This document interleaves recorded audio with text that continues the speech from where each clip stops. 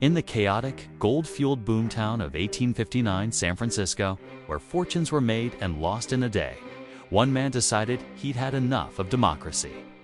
Joshua Abraham Norton, a bankrupt businessman who had lost his entire fortune betting on Peruvian rice, walked into the offices of the San Francisco Bulletin with an announcement that should have gotten him laughed out of the building.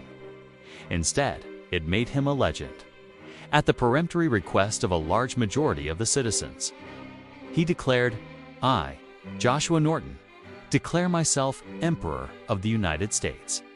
To everyone's surprise, including perhaps Norton himself, the newspaper printed it, not as a joke, but as a real proclamation. And just like that, Emperor Norton I was born. He took his new role seriously, dressed in a navy blue military uniform with gold epaulets, donated by sympathetic officers at the Presidio, a feathered beaver hat, and a ceremonial sword. He began his daily inspections of the city.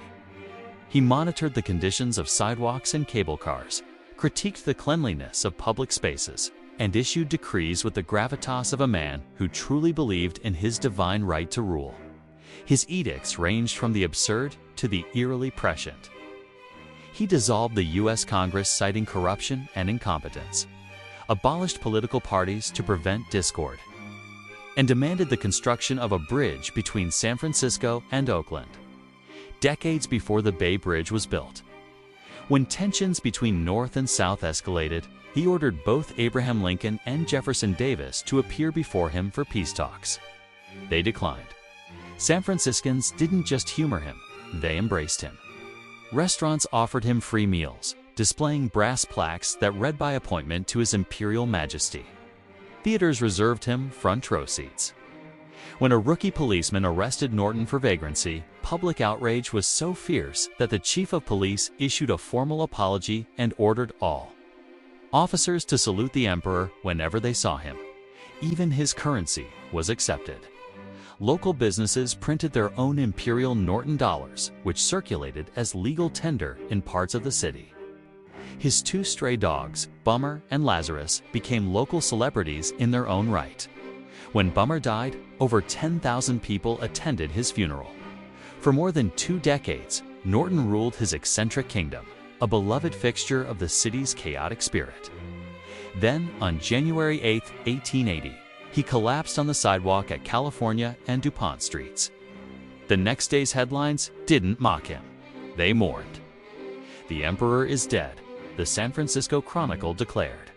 His funeral drew 30,000 people, the largest the city had ever seen. He was buried in a rosewood coffin paid for by wealthy businessmen who had once laughed at him. Today, visitors to San Francisco can still find traces of his reign. A plaque at his favorite saloon, his name on a downtown alley, and his grave in Colma, where admirers leave flowers and sometimes even coins.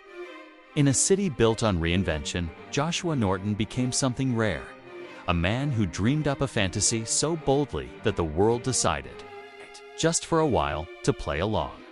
And in the end, that made him more than an eccentric. It made him an emperor. Long live Norton I.